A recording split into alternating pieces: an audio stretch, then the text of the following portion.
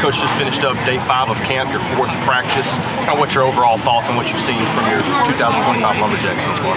Yeah, so far, so good. It goes in a hurry. We're 1/6 of the way through camp already, and it seems like we just showed up. But coming off a recovery day from yesterday, so was really pleased with how they took the field today and the energy they had in practice, and flying around and staying up for the most part, keeping people healthy. We'll go full pads tomorrow, so we'll find out who's Mama raised a coward then, and play some real football in the morning. But so far it's been really good and crisp, and like what we see.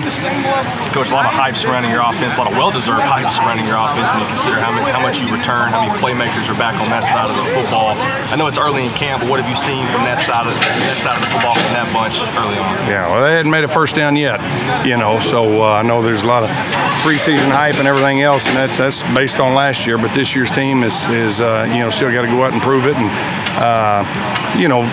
excited about what we do return and the pieces we've added to it. So the biggest thing is the continuity, carrying over same coordinator from year to year.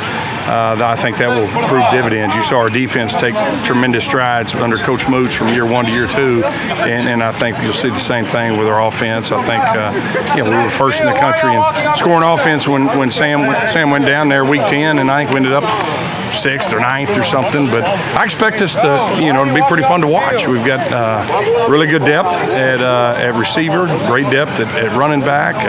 Obviously returning 2 really good quarterbacks, and O-line is intact and has made some strong improvements through the offseason. So it should be an exciting bunch to watch this fall. And on the other side of the football, when you look at the defense, any position groups that have stood out, or maybe camp battles that are starting to take place to figure out who's going to be the guys on that side?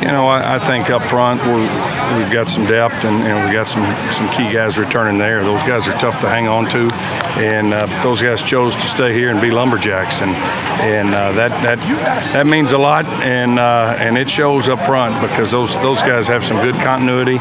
That's a good group. That D-line, our corner room is looks pretty salty right now.